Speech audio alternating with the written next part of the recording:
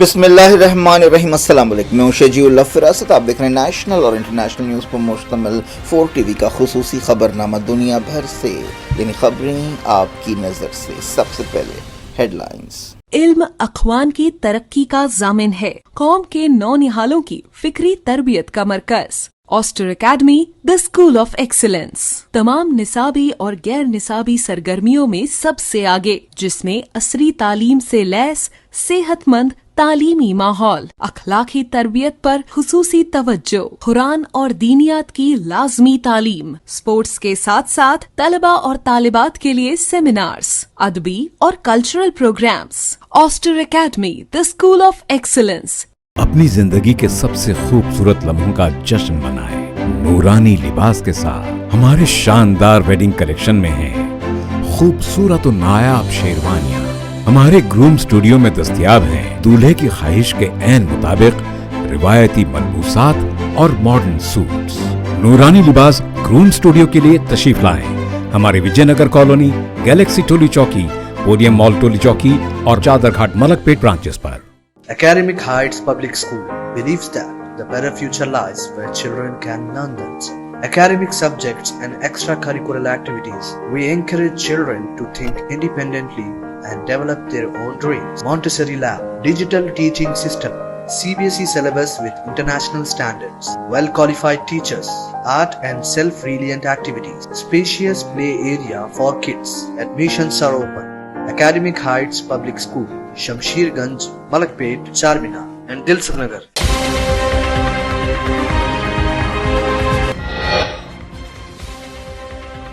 حوثیوں کے حراستی مرکز پر امریکی حملہ، 68 افریقنز ہلاک۔ انصار اللہ نے کہا کوئی جارحیت کام نہیں آئے گی۔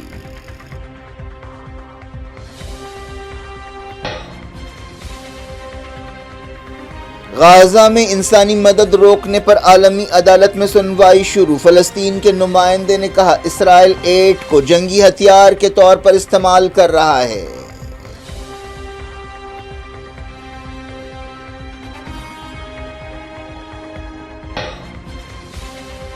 غزہ میں فلسطینیوں کی نسل کشی جاری، 42ویں دن حملے، 24 گھنٹوں میں 53 جاں بحق۔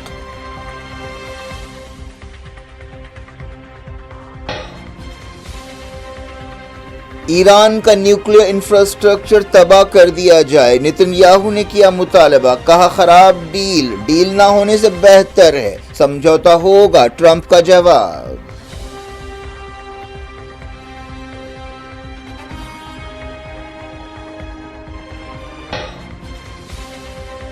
کینیڈا میں نئے وزیر اعظم کو چننے کے لیے الیکشنز، ٹرمپ کی پالیسیوں سے لبرل پارٹی کو فائدہ، ایکسپرٹس نے کہا سخت مقابلہ ہے۔ پوٹین نے وکٹری ڈے کے موقع پر 8 سے 10 مئی تک یک طرفہ جنگ بندی کا کیا اعلان۔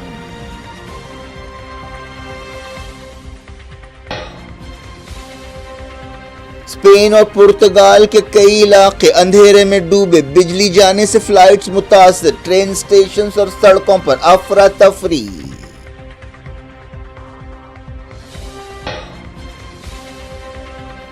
ایل او سی پر مسلسل چوتھی رات فائرنگ کا تبادلہ، جموں کشمیر اسمبلی میں پہلگام حملے کے خلاف مذمتی قرارداد منظور۔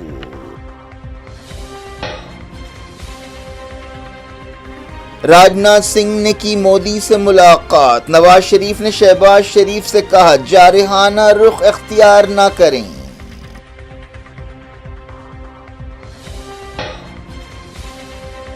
انڈیا فرانس سے 26 رافیل مرین فائٹر ایئرکرافٹ خریدے گا، راجناتھ سنگھ اور فرینچ وزیر نے کیے سمجھوتے پر دستخط۔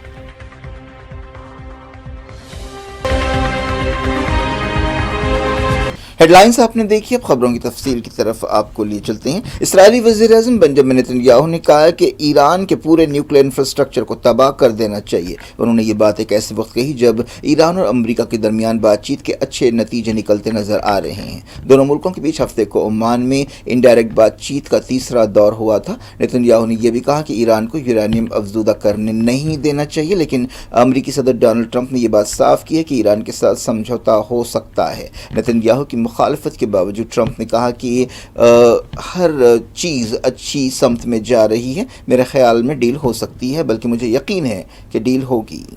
عمان ایران اور امریکہ کے درمیان بات چیت میں مصالحت کار کا رول ادا کر رہا ہے. ایران کا کہنا ہے کہ اس بات چیت کے نتیجے میں اس کے خلاف پابندیاں ہٹنی چاہیے. امید ہے کہ دونوں ملکوں کے بیچ جلد ہی چوتھے دور کی بات چیت ہوگی. ایرانی وزیر خارجہ عباس اراغچی اور مڈل ایسٹ سے متعلق امریکی نمائندے اسٹیو وٹکاف نے بات چیت میں حصہ لیا. نتن یاہو نے امریکہ کو ایران کے ساتھ ڈیل کے خلاف خبردار کیا. وزیر اعظم نے کہا کہ ایک خراب ڈیل نہ ہونے سے بدتر ہے. انہوں نے کہا کہ صرف ایک اچھی ڈیل ہونی چاہیے، جیسا کہ 2023 میں لیبیا کے ساتھ ہوئی تھی. ایران نے کہا ہے کہ اس کا نیوکلیر پروگرام پرامن ہے اور اسے نیوکلیر ٹیکنالوجی استعمال کرنے کا حق حاصل ہے.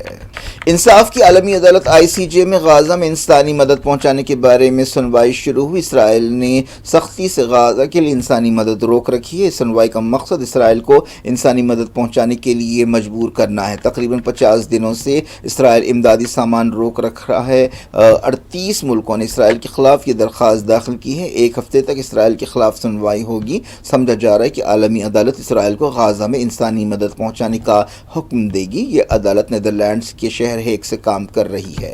فلسطینی نمائندے بھی سنوائی میں حصہ لے رہے ہیں. جو ملک اس معاملے میں درخواست گزار ہیں ان میں امریکہ، چائنا، فرانس، رشیا اور سعودی عرب بھی شامل ہیں. اس کے علاوہ عرب لیگ، OIC اور افریقن یونین بھی 15 ججوں کے پینل کے سامنے اپنی بات رکھیں گے. UN جنرل اسمبلی نے دسمبر میں قرارداد منظور کی تھی جس میں عدالت سے کہا گیا تھا کہ وہ اسرائیل کو عالمی قانون کے تحت اپنی ذمہ داریاں پوری کرنے کے لیے ہدایت جاری کرے. اسرائیل کی ناکہ بندی کی وجہ سے غزہ میں قحط اور بھوک مری جیسے حالات پیدا ہو گئے ہیں. یونائیٹڈ نیشنز کی ریفیوجی ایجنسی اونروا نے کہا کہ غزہ میں آٹا ختم ہو رہا ہے. اونروا کے چیف فلپ لازرینی نے کہا کہ غزہ میں بچے بھوک سے مر رہے ہیں. انہوں نے کہا کہ اسرائیل کی حکومت کھانا اور پانی اور بنیادی چیزیں اور دوائیں روک رہی ہے. انہوں نے کہا کہ غزہ میں انسانی مدد پہنچانے کی اپیلوں کو نظر انداز کر دیا گیا. ورلڈ فوڈ پروگرام نے بھی کہا ہے کہ اس کے پاس سامان ختم ہو چکا ہے. پہلے دن سنوائی ہوئی اور فلسطین کے نمائندے نے الزام لگایا کہ اسرائیل انسانی مدد کو جنگی ہتھیار کے طور پر استعمال کر رہا ہے. اسرائیل عالمی عدالت کی کارروائی میں حصہ نہیں لے رہا ہے. نیدرلینڈز میں فلسطین کے صدر عمار حجازی نے اپنی دلیلوں میں کہا کہ اسرائیل 2 مہینے سے کھانا، پانی، دوائیں، فیول نہیں دے رہا ہے. یونائیٹڈ نیشنز کے نمائندے نے بھی دلیلیں دی. انہوں نے کہا کہ سیکریٹری جنرل مسلسل ضرورت مند لوگوں کی مدد کی اپیل کر رہے ہیں. انہوں نے کہا کہ جب سے لڑائی شروع ہوئی ہے یونائیٹڈ نیشنز کے کم سے کم 295 سٹاف ممبرز ہلاک ہوئے ہیں. اسرائیل کے وزیر خارجہ نے ICJ کی سنوائی پر تنقید کی. گیڈون سار نے ٹیلی ویژن پر پیش ہوتے ہوئے کہا کہ عدالت پوری طرح سے سیاسی ہو گئی ہے. انہوں نے ہیگ کی عدالت کی کارروائی کو شرمناک بتایا. غزہ میں اسرائیل کی طرف سے فلسطینیوں کی نسل کشی جاری ہے. مسلسل 42ویں دن حملے کیے گئے جن میں کئی خاندان شہید ہو گئے. اتوار کی رات سے پیر کی شام تک 23 فلسطینی جاں بحق ہوئے. غزہ کے میڈیکل سورسز نے بتایا کہ 24 گھنٹوں میں 53 فلسطینی جاں بحق ہوئے. اس دوران اسرائیلی فوج نے مغربی کنارے میں احتجاجی نوجوانوں پر آنسو گیس شیلز کا استعمال کیا. 2 گھروں کو گرا دیا گیا. اسرائیلی فوج نے کئی فلسطینیوں کو گرفتار کیا. اس دوران درجنوں یہودی آباد کاروں نے اسرائیلی پولیس کی حفاظت میں مسجد اقصی کی بے حرمتی کی. حماس کی ایک ڈیلیگیشن نے ترکی کے وزیر خارجہ کے ساتھ جنگ بندی کوششوں کے بارے میں بات چیت کی. ایجپٹ اور قطر کی کوششوں سے ایک سمجھوتے پر بات چیت ہو رہی ہے جس کے تحت حماس 5 سال کی جنگ بندی کے بدلے تمام ہوسٹیجز کو رہا کرے گی. یمن میں حوثیوں کے کنٹرول والے علاقے میں ایک حراستی مرکز پر امریکہ کے ہوائی حملے میں کم سے کم 68 افریقی تارکین وطن ہلاک ہو گئے. المسیرہ ٹیلی ویژن چینل نے بتایا کہ اس حملے میں 47 افریقن زخمی بھی ہوئے. زیادہ تر زخمیوں کی حالت نازک بتائی گئی ہے. یہ واقعہ سعدہ صوبے میں پیش آیا. حملے کے بعد کے ویڈیو سامنے آئے ہیں. امریکی فوج نے اب تک کوئی تبصرہ نہیں کیا ہے لیکن حملے سے کچھ گھنٹے پہلے امریکی سینٹرل کمانڈ نے کہا تھا کہ اس کی فوجوں نے ڈونلڈ ٹرمپ کے حکم پر 15 مارچ سے حملے شروع ہونے کے بعد سے 800 سے زیادہ ٹھکانوں کو نشانہ بنایا. المسیرہ چینل نے حملے کے بعد تباہ ہونے والی عمارت کا ویڈیو جاری کیا. امریکی فوج کا کہنا ہے کہ وہ حوثیوں کو ٹارگٹ کر رہی ہے اور اب تک 15 مارچ کے بعد سے سینکڑوں حوثی فائٹرز اور لیڈرز کو ہلاک کیا ہے. اس دوران حوثی ترجمان حراست ریاستی مرکز پر امریکی حملے کی مذمت کی۔ محمد عبدالسلام نے ایکس پر لکھا کہ امریکہ کی بے رحمی کو فوجی ناکامی کی آڑ میں چھپایا نہیں جا سکتا۔ امریکہ اپنی جارحیت کے باوجود کوئی کامیابی حاصل نہیں کر سکے گا۔ ایران میں بندرگاہ دھماکے میں مرنے والوں کی تعداد بڑھ کر 46 ہو گئی ہے۔ اس واقعے میں 1000 سے زیادہ لوگ زخمی ہوئے۔ ہرمزگان صوبے کے ڈائریکٹر جنرل کرائسس مینجمنٹ مہرداد حسن نے بتایا کہ 1072 لوگوں کو ڈسچارج کر دیا گیا ہے اور 138 ابھی ہاسپٹل میں شریک ہے۔ اس دوران بندرگاہ پر سرگرمیاں بحال ہو گئی ہیں۔ نائب صدر محمد رضا عارف نے بتایا کہ سنجیدگی کے ساتھ تحقیقات جاری ہے اور انہوں نے کہا کہ جلد سے جلد ایرانی عوام کو اس واقعے کی تفصیلات سے آگاہ کیا جائے گا۔ رشیا کے صدر ولادیمیر پوٹن نے یوکرین کے ساتھ 8 سے 10 مئی تک یک طرفہ جنگ بندی کا اعلان کیا ہے۔ دوسری عالمی جنگ ختم ہونے کی سالگرہ کے موقع پر یہ اعلان کیا گیا۔ رشیا کے صدر نے یوکرین کی حکومت سے بھی کہا کہ وہ سیز فائر پر عمل کرے۔ کرملن نے کہا کہ انسانی بنیادوں پر یہ فیصلہ کیا گیا ہے۔ رشیا میں وکٹری ڈے اور نازی جرمنی کی شکست کی 80ویں سالگرہ منانے کی تیاریاں زور و شور سے جاری ہے۔ حال ہی میں ماسکو نے امریکہ کی طرف سے 30 روزہ جنگ بندی کی تجویز رد کر دی تھی۔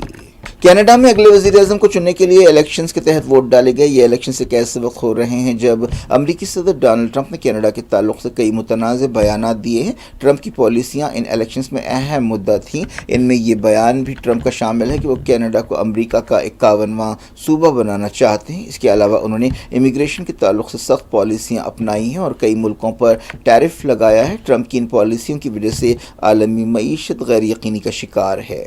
6 ہفتے پہلے ہی جسٹن ٹروڈو کی جگہ مارک کارنی وزیر اعظم بنے تھے۔ انہوں نے مڈ ٹرم الیکشنز کا اعلان کیا۔ ان الیکشنز میں لبرل پارٹی اور کنزرویٹو پارٹی کے درمیان سخت مقابلہ ہے۔ ووٹنگ شروع ہونے سے کچھ گھنٹے پہلے کینیڈا کے وینکوور میں کار کے ذریعے ایک ٹکر میں کم سے کم 11 لوگ ہلاک ہو گئے۔ مرنے والوں میں 5 سال کی ایک بچی بھی شامل ہے۔ اس دوران وینکوور حملے کے ملزم کے خلاف الزامات لگائے گئے۔ اس واقعے کے بعد لوگوں پر سخت طاری ہے۔ اس واقعے کے بعد کئی لوگ مقام پر پہنچے اور گلدستے پیش کرتے ہوئے مرنے والوں کو یاد کیا۔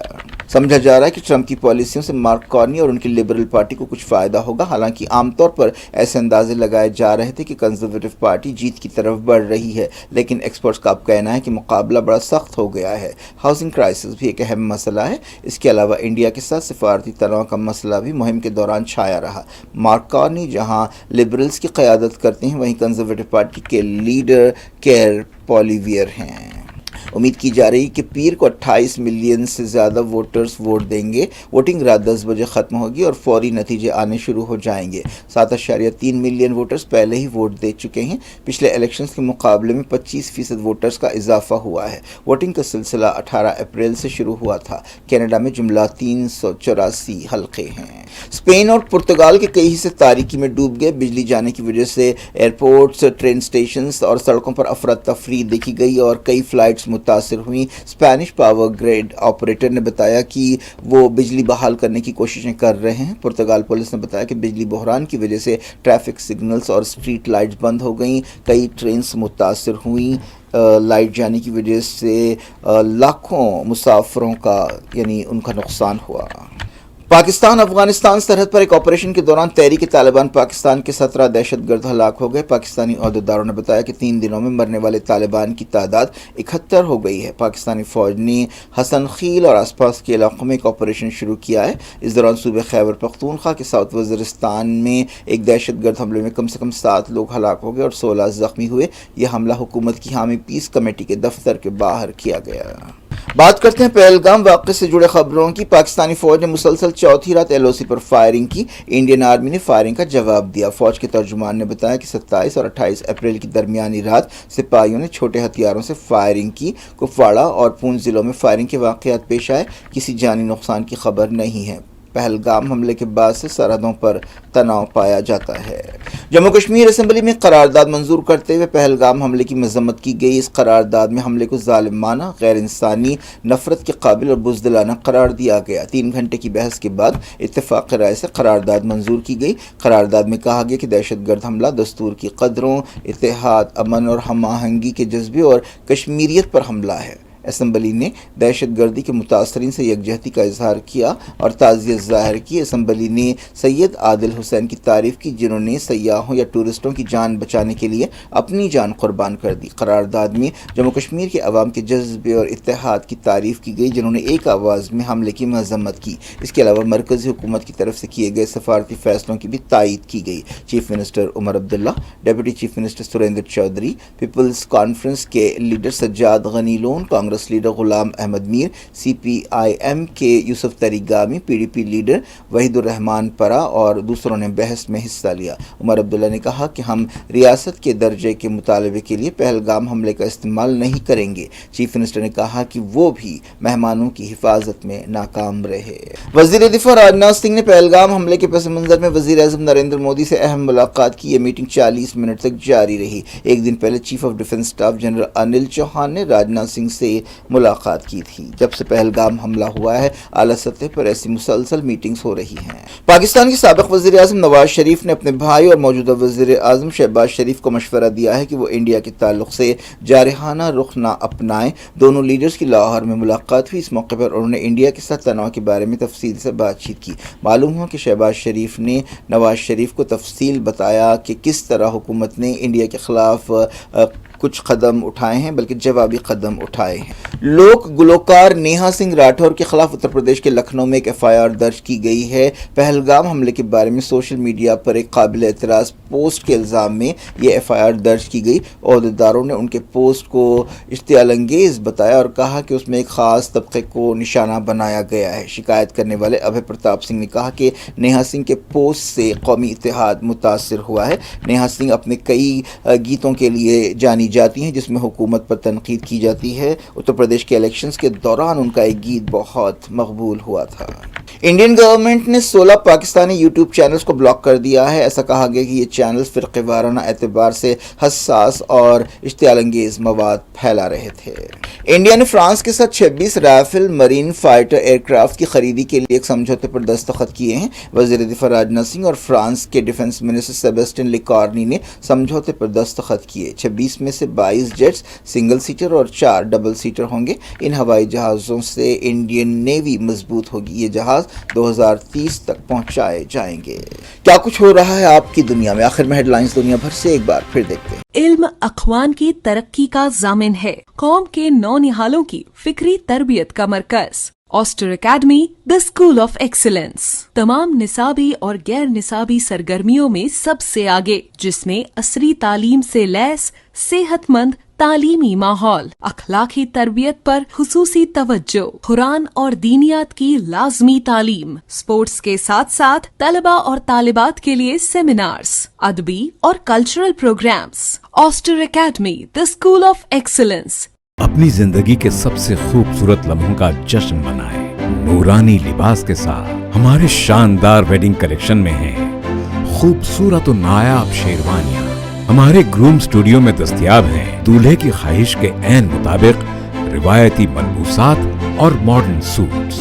نورانی لباس گروم اسٹوڈیو کے لیے تشریف لائیں۔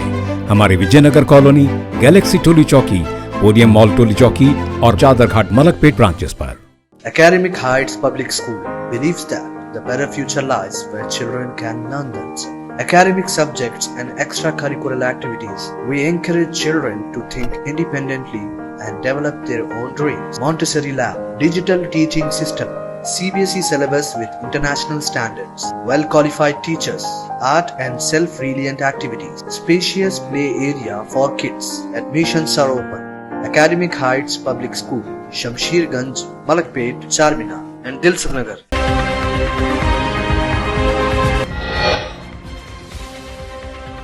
حوثیوں کے حراستی مرکز پر امریکی حملہ، 68 افریقنز ہلاک۔ انصار اللہ نے کہا کوئی جارحیت کام نہیں آئے گی۔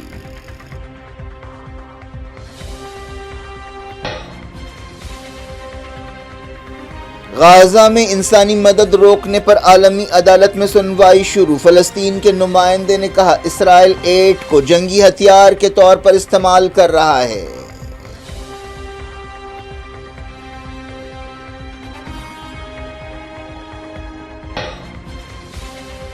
غزہ میں فلسطینیوں کی نسل کشی جاری، 42ویں دن حملے، 24 گھنٹوں میں 53 جاں بحق۔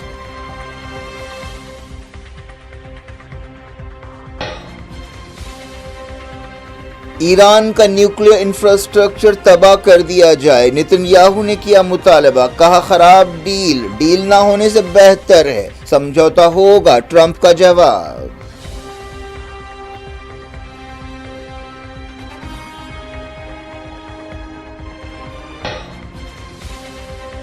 کینیڈا میں نئے وزیر اعظم کو چننے کے لیے الیکشنز، ٹرمپ کی پالیسیوں سے لبرل پارٹی کو فائدہ، ایکسپرٹس نے کہا سخت مقابلہ ہے۔ پوٹین نے وکٹری ڈے کے موقع پر 8 سے 10 مئی تک یک طرفہ جنگ بندی کا کیا اعلان۔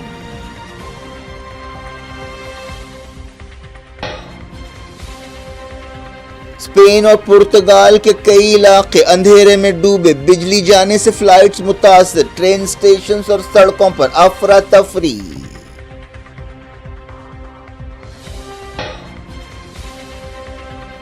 ایل او سی پر مسلسل چوتھی رات فائرنگ کا تبادلہ، جموں کشمیر اسمبلی میں پہلگام حملے کے خلاف مذمتی قرارداد منظور۔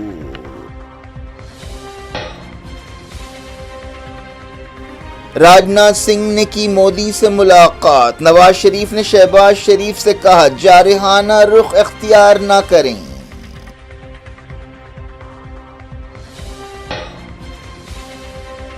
انڈیا فرانس سے 26 رافیل مرین فائٹر ایئرکرافٹ خریدے گا، راجناتھ سنگھ اور فرینچ وزیر نے کیے سمجھوتے پر دستخط۔